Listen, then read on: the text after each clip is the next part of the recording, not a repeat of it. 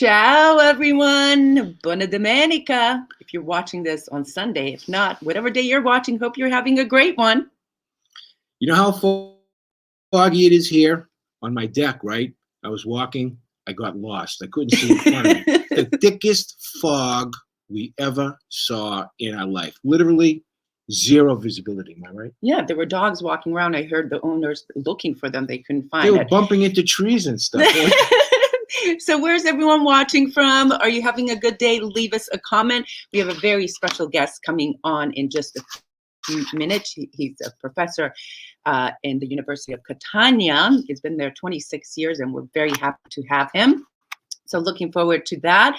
I want to say good morning to Joe and Sue. Jim Ingram is here. Hope everyone is doing fine. So, Alfred, how was your lunch today? It's been a pretty good week. How's your lunch today? Esther got a little bit, I don't want to say irritated at me, but after she cooked me another good meal today, I said, wow, I says, you're getting to be a pretty good domestic goddess. Diva. Diva. Diva. And she didn't really like that. I thought that was No, I said okay, but I don't consider myself so much. The rolled meat came out good though. Yeah, huh? Today we had rolled meat in a red sauce, and then put it on top of white rice. It was great. It was terrific. It's the involtini of carne, the small ones. The messinese, right? The Messina style. Yeah, the alla Messina was terrific. But we've had good food all week, though. It's been great. We try to keep ourselves on a budget, when we cook our meal. For the two of us, we don't like, because we're not cheap, but it's, kind of watch our budget. Yeah, we're a little bit cheap. We like to spend no more than, say, $12 for the two of us per meal. That's our budget. So if we get something really good, you can get a lot, believe me, for $6 or $7, you can get a lot of good food. I mean, and everything. But then, like tomorrow, we won't have. Tomorrow, we're going to eat boiled shoes and chichi beans. Chichi beans tomorrow. But anyways, Rosario Faraci is probably in the whole island one of the top 5 guys in terms of intellect. I've known him for a long time. He has Remember how we met him? A quarter of a century experience at the University of Catania, which is an outstanding university. In business and economics. And he's got a loyal following of his students. They are loyal to him. And that right in itself, when a college prof has students that'll do anything for him, then he does good. His specialty is economics and business, especially business incubation, but we'll let him talk about it. Am I correct? Let's say a few hellos to What's Mama Cooking from New York. Good morning, Andrew Parisi. Joe Marinelli's here. Ed Mice, good morning. Let's see. Okay. Jim Ingram said that the COVID has been spreading a little bit in Florida.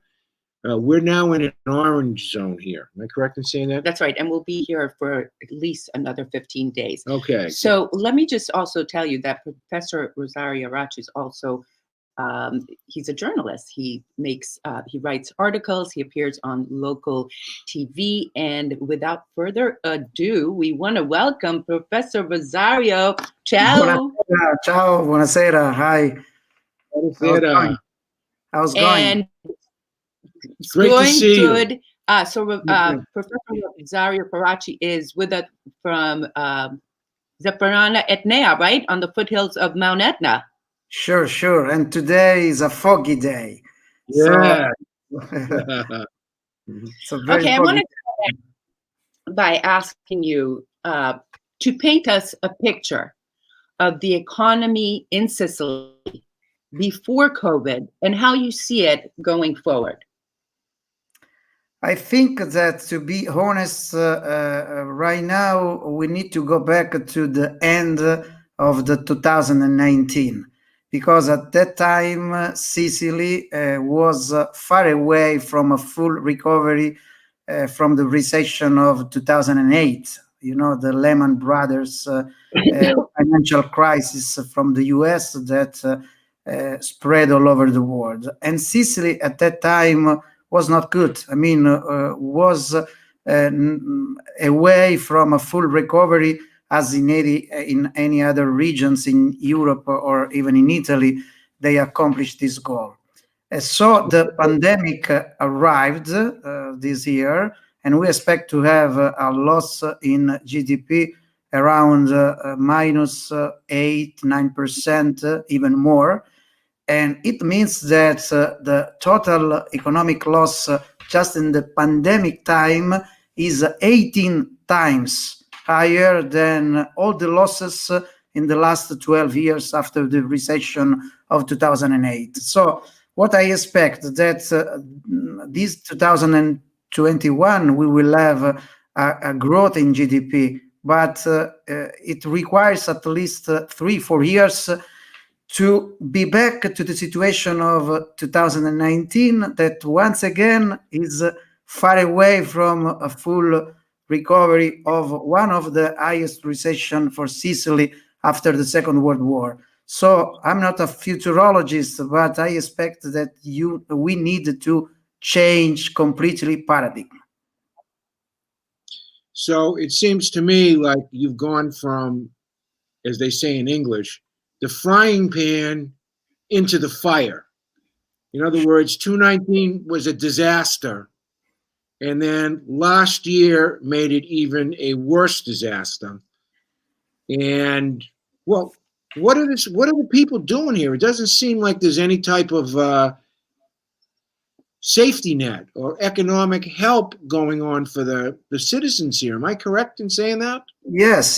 I mean, it's very normal that during an emergency, because the pandemic time was an health emergency with a lot of implications, social, economic, and human implications, the government does support to citizens, to firms, and this is what the Italian government did.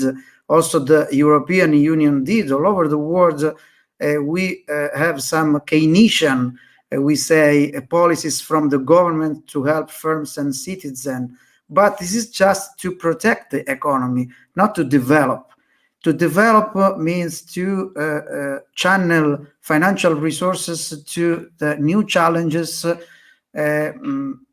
from this economic revolution. Do not forget that we started an industrial revolution, a fourth industrial revolution at the beginning of the new millennium with the internet. And we are still in this, beginning or startup of this economic revolution. So what we expect, the internet helped us so much during the pandemic, thanks to the platform, to the smart working, to this, platform like this one for the video streaming. So we survived thanks to the internet, and internet is part of an economic revolution that initiated at the beginning of this new millennium. So in order to do more growth, economic growth, not only for Sicily, but I'm talking in general, we need to embrace, to be very ready for the challenges offered by the economic revolution. That's my point. I mean, I found a lot of studies saying that if we continue to use the same paradigm, the business continuity or the business as usual, we cannot have any development. At the same time, yes. No, finish. Go ahead. No, just because that's a nice conversation. At the same time, we cannot expect to have a retrotopic vision, as the sociologist Bauman said, looking at the past and imagining that we can go back to the past. We need to look at the future with a new transformational resilience, economists said. Well, I want to just make sure that everyone here on the chat knows that if you leave a comment on the comments, that I'll read it out loud for Dr. Faraci. And I want to know, Dr. Faraci, about Made in Sicily, because that had started to be a big part of the Sicilian economy. How important is the Made in Sicily brand now and going forward?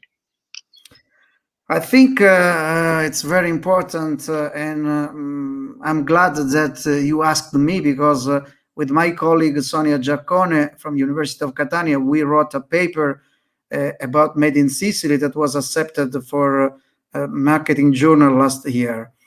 And we said that Made in Sicily has more potential, economic potential that you may expect, because if you refer the Made in Sicily only to those products coming from the agriculture, the farming, the fishing, this is just a portion of the economic value of the Made in Sicily.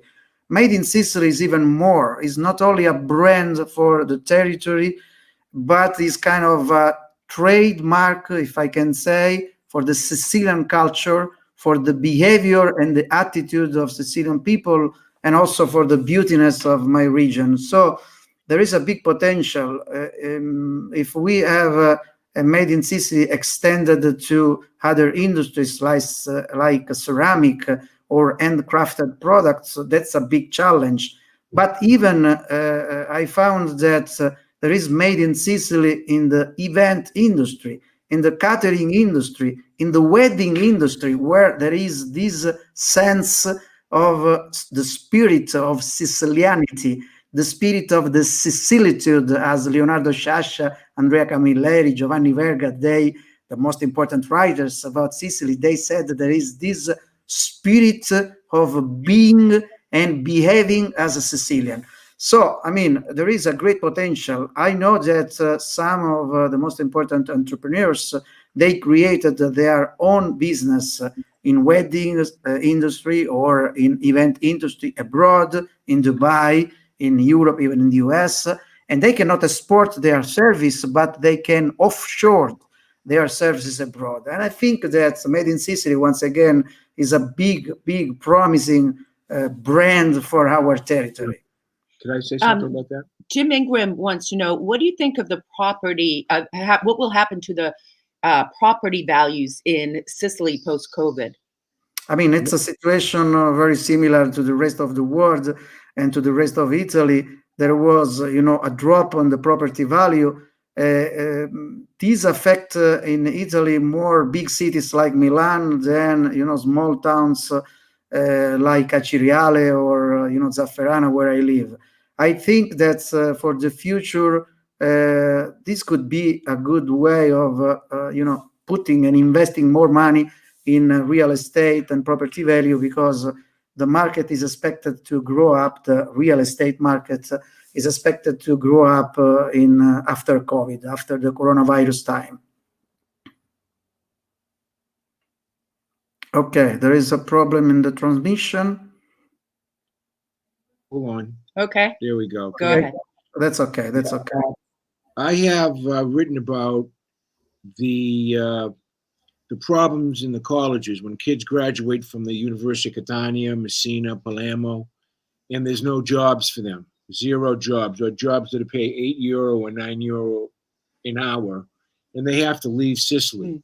They go to first the north in Italy, but then if they can't find a job in the north of Italy, they go to Germany or France or England or places like this.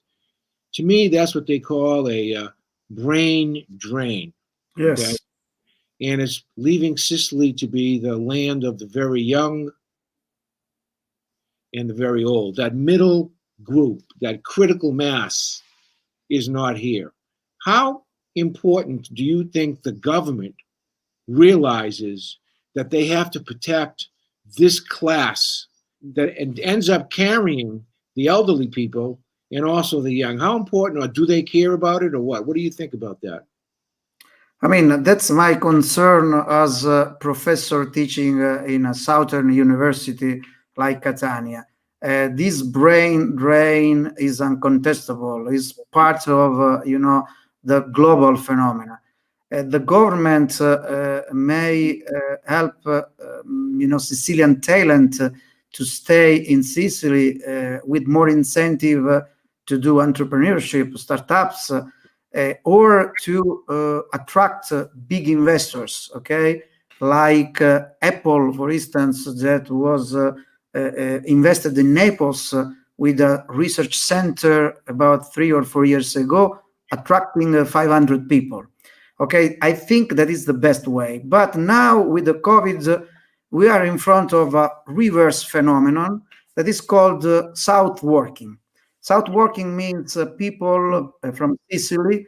They left, okay, a couple of years ago to have a job in Milan or north of Italy in Europe, but because of the pandemic, they went back to Sicily and they started to work for their companies from Sicily. And there are some South working policies helping firms, okay, non-Sicilian firms, to keep Sicilian people in Sicily while working for them.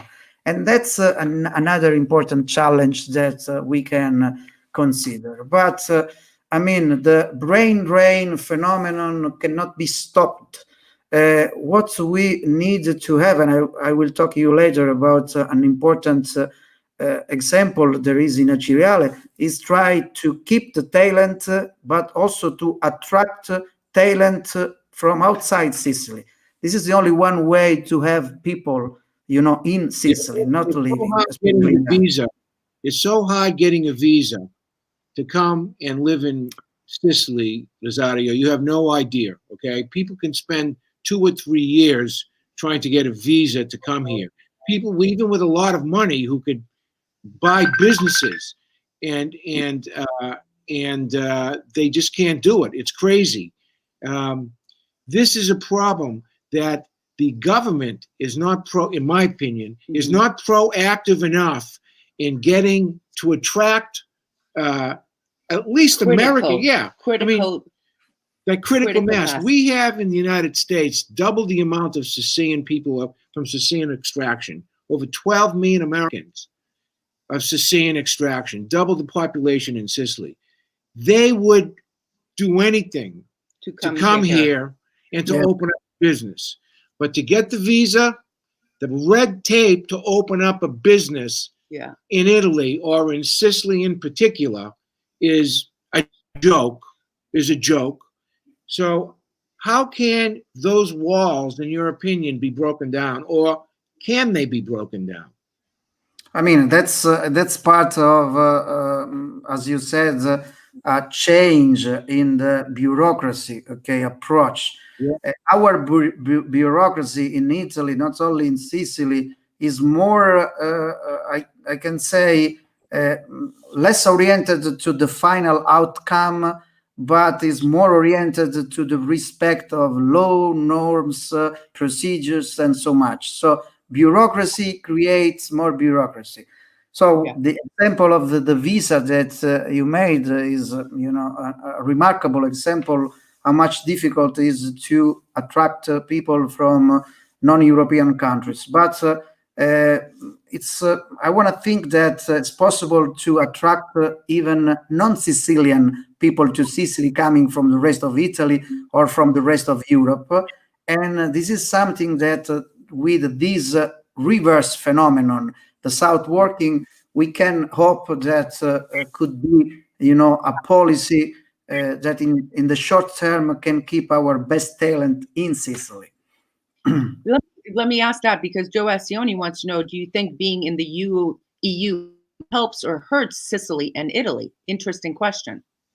No, that's very interesting. So I thank Joseph for this, Giuseppe, okay, for this question, because I think that the European Union helps Sicily and all the southern regions in Europe. The problem is that how the resources are channeled through the programs, okay? So right now, for instance, there is a big injection of financial resources from the recovery plan, but Italian government is thinking to spend some of these resources to protect the existing economy instead of developing new economy. And this is the same that I saw in some documents. One of the documents where the Sicilian government made proposal to the Italian government to get these financial resources from the recovery plan. I'm not kidding, but Alfred and Esther, I found that they were thinking to build another international airport in Italy, in Sicily, I'm sorry, instead of thinking about, you know, digital economy and green economy, which are very important for our young students or for our young people. And I wrote in a paper in a local newspaper, do you think that our young people will be very happy to have in 20 years another airport in Sicily, or incubators or accelerators for startups and other new firms in digital and green economy? Do not forget that the European Union created this recovery plan with the name of next generation, not protecting the existing economy. That's a great Ask you about the green economy, because we have plenty of sun, we have plenty of wind. What is being done here to help and put more energy into the green economy? Yes. I mean, we Sicily has a big potential in the so-called renewable energies. Okay, and there are some companies, and one example is an innovation hub that is located in Aciriale, where there are young innovative startups specialized in software for renewable energies, and they work for all the major companies all over the world, because they work on software, okay, for companies using renewable energies. And that's a good example, okay, of putting together digital and green economy in an incubator that is not in Milan, but is in Aciriale, with 300 people working there and at least 10, 12 startups, with also exchanging with international firms. I think that is a good practice to be considered as a remarkable example of investing for the next generation, not just for the present. Okay. Let me there's lots of questions for you. Yes. Good morning from Bellingham, Washington. How about local power generation from burning trash to help with the negative impact of the garbage on tourism? Great question.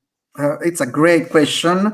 And I think that the Sicilian government is, I think, very reluctant to use alternative way of taking care of the garbage and all these big industry.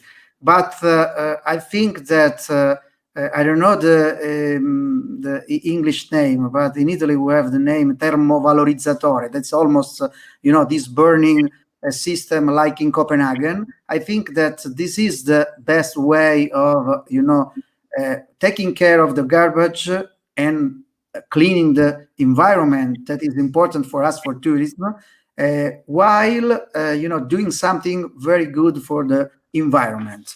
Okay, do not forget that we are working for a sustainable world, and these burning systems are really good for garbage.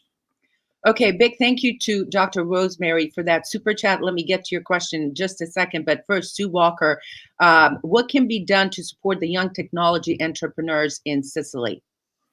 Incubators, accelerators. Young technology entrepreneurs in Sicily. In other words, what can a person like Sue Walker, who directs this, for example, on the Sicilian project, do to support? The key idea here is that she's asking us to support the young technology. Well, I don't she's asking Sue. Just clarify. Are you saying what can Sicilians, what can the Italian do?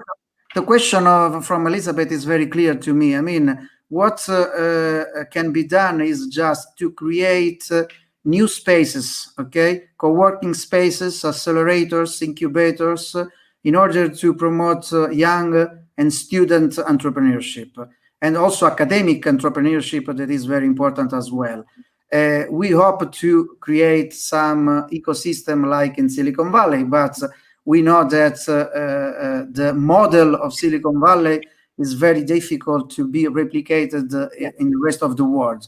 But we have good examples of ecosystem in Milan, in Rome, in Naples, and we may have also ecosystem promoted by the government, by investors, So, what can be done for young entrepreneurship is giving them money, okay, like venture capital, business angel money, and also incubators and accelerators, devoted spaces to do entrepreneurship.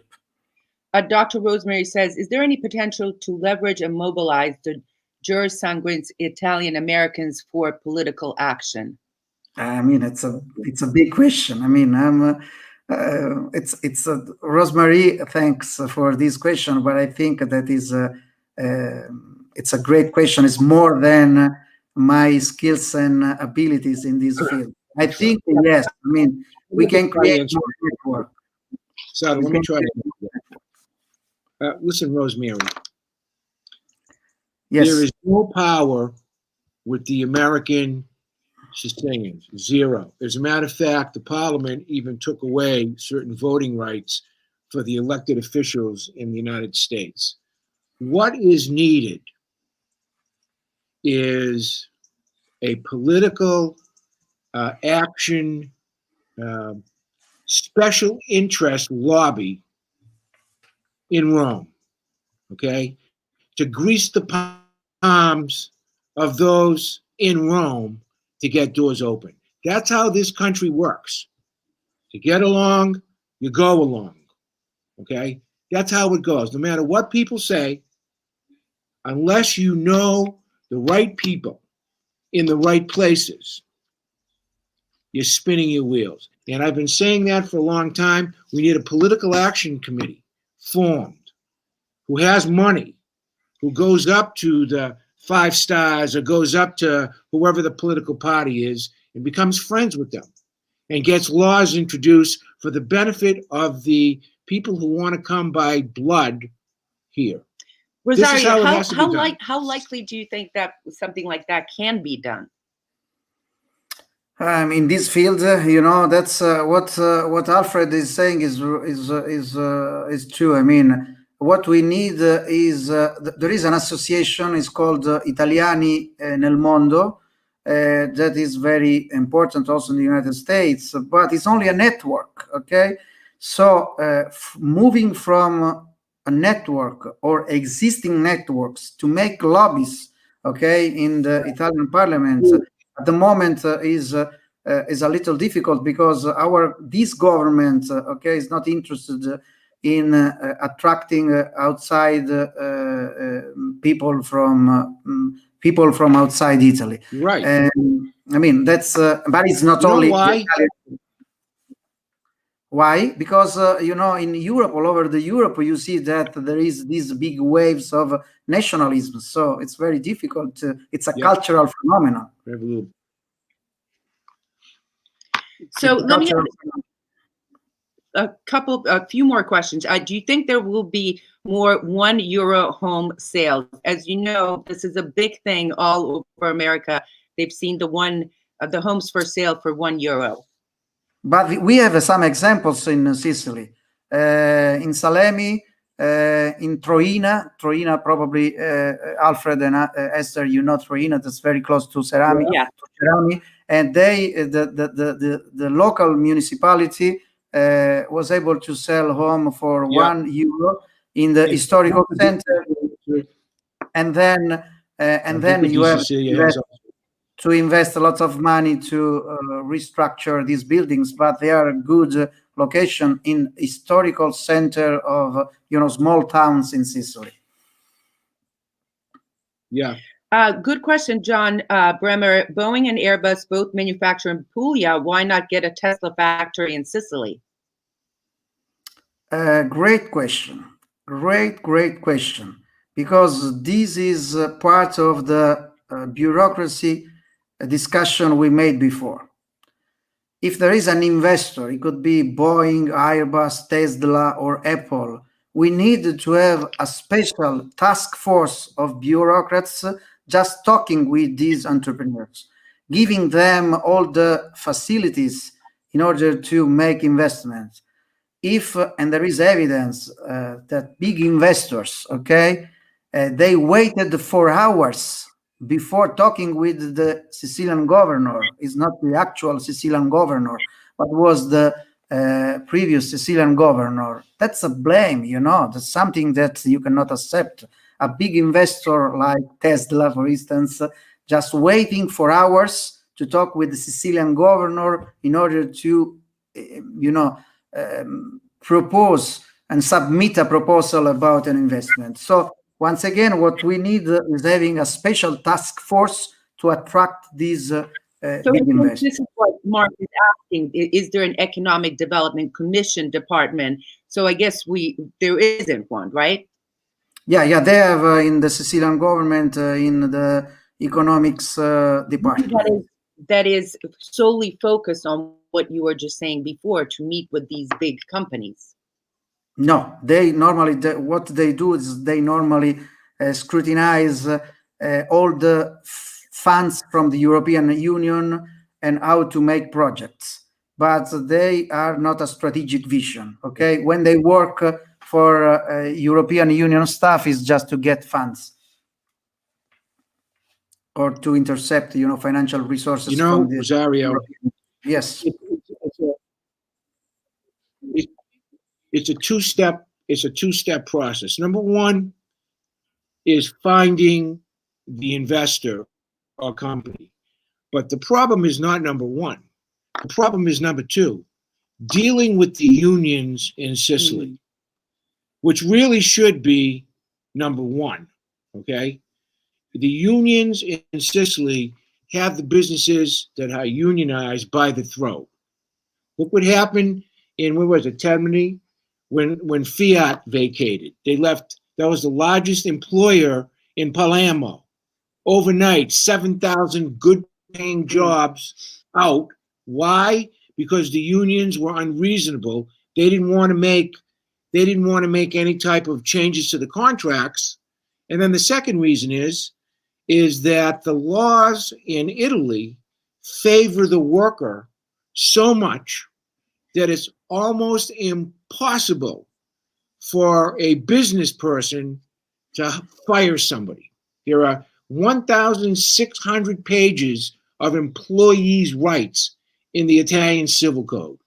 It's almost impossible. So these are the governmental changes that have to take place before the climate, in my view. Well, then let me ask this to Rosario. If those are the government issues that need to change, what sort of mentality, and you spoke earlier about people not looking back, they should be looking forward, but what else needs to change in the Sicilian psyche to survive in this upcoming economy? There is only one answer to your question, just investing more on education, okay? Investing more on educating people, not only at the university, at the school, but also I'm thinking about long life learning programs, as the European Union normally does. But going back to what Alfred was saying, that's true in some parts, but also remember that at the moment the unions are not so strong as in the past because there is a big rate of unemployment. When the unemployment is very high, the unions are weak because they are not attractive for workers. I think that at the moment, yes, the union could be one obstacle for investing in Italy, but it's not the primary reason. The primary reason is that the government tends to act as a bureaucracy, as a bureaucrat instead of a strategic thinker.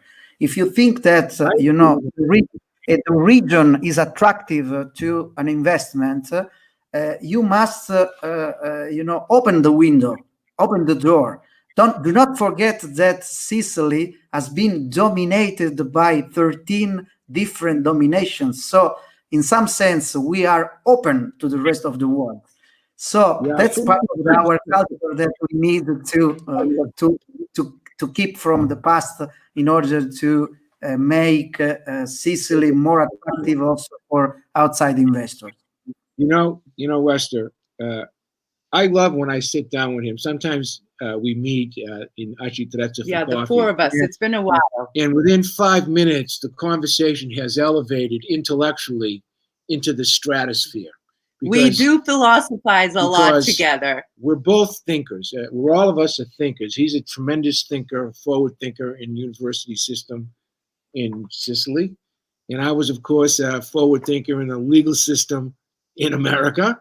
And Esther is smarter than it's all, I think. Listen, But my it's great. job is only one, to be a I love talking journalist. theory with Rosario. He's just a great man. My job Top is to shelf. pull it out from And you do. Rosario, pull it out from you, and keep the conversation going, which let me do that.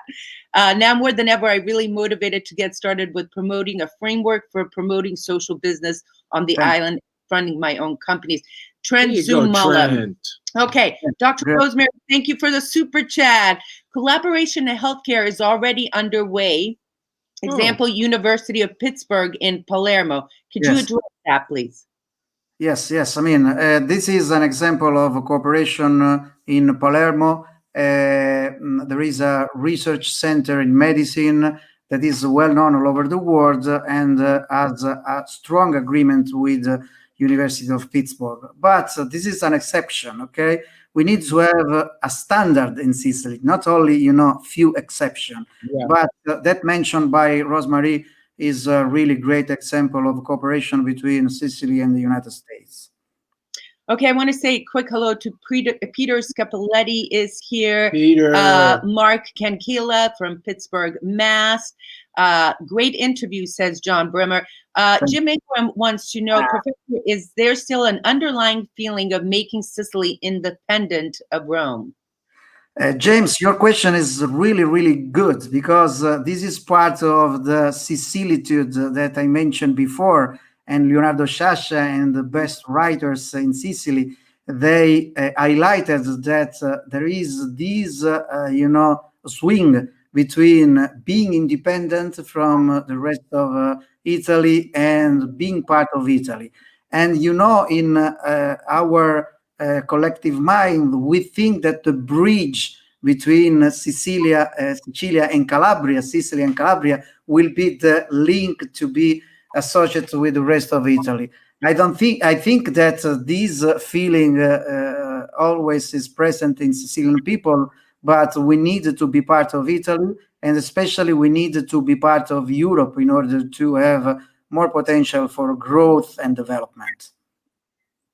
I want to ask you something. I read somewhere you were talking about tourism, and hopefully, or when we get back to tourism, you wrote about what Sicily has to do, an extra step, and that is marketing. And I love when Alfred always says that, Sicily is the Mona Lisa, but we just keep it in a closet, right? We don't do enough marketing. We don't do showcasing. Talk a little bit about that. I don't know. It's another very intriguing question. I would say that there are some in the paper that I wrote with my colleague Sonia Giacone. We made some interviews in London, okay, with students, and we found that people in London just randomly interviewed. They associate the name of Sicily to some stereotypes like, mafia and criminality. But when they think about Sicily, they think about our culture, our values, the sense of our hospitality, the sense of our friendship, respecting people, great hospitality for foreign people. And this is part of our culture, and that's our cultural heritage that we can use also for future in terms of new businesses in tourism, new business in hospitality, new businesses in cultural events, and also in the digital economy, because we have seen there is a problem right now, probably. We have seen a lot of people, a lot of young people investing, okay, in digital economy, but staying in Sicily. Okay, they continue to stay in Sicily, and that's really important for us because that's a way of keeping the best talent in Sicily, looking back at our cultural heritage, but also looking at the future. Okay, everyone's saying this has been a great interview. Fred McNeill is here from Scotland, and someone asked if you could please post the link to that paper that you wrote. If you go to YouTube, if you could do that, that would be great. Sure. Okay, Rosario, it has been such a pleasure having you. Thank you. Why don't we do this? Why don't we have you back again, maybe in about a month? That's okay. It's fine. I mean, I really like all the comments coming from the friends. There are some interesting, very, very interesting questions. And, you know, I'm a good friend of US people because I spent more than 10 years of my life in the US while I was visiting professor at the University of Florida. So I have, and I still have, a great connection with the US people. And I think that Sicily is a good friend of the America since a long time. So Yes. it's time to go back, okay? It's not a retrotopic vision once again, but some of the important values must be recovered in order to think about the future. And I think that America, US can help Sicily, and we can make also a contribution to have Sicilian American or Italian Americans coming to our country and making, you know, some investment in our countries. It has been such a great pleasure. Please give your lovely Agatha a big hug for us. Yeah. Thank you. Favorite people in the island, right here. Thank you so much for taking the time to talk to my American And we are friends. definitely, folks, you want to have Dr. Faraci back on again, leave us a comment below. We'll definitely schedule something in a little bit. So thank you so much. Thank you. Ciao. Thank you. Good show today. I love today's show. Thank you, everyone, for all In your the fog. questions. There was only one little interruption. Wait a sec, but I want to show you guys this. Look. Remember the famous tree, the palm tree that was over here? Gone. And look at the fog. There you go. So hope you enjoy this chat from Sicily. We loved having you, and we'll see you next Sunday, like every Sunday. We'll have another chat. We're going to have another special guest on next Sunday as well, but I'm not going to tell you who it is right now because I haven't gotten Esther's permission yet. So once I get it. Thank you very much. Thanks for watching. Ciao, everyone.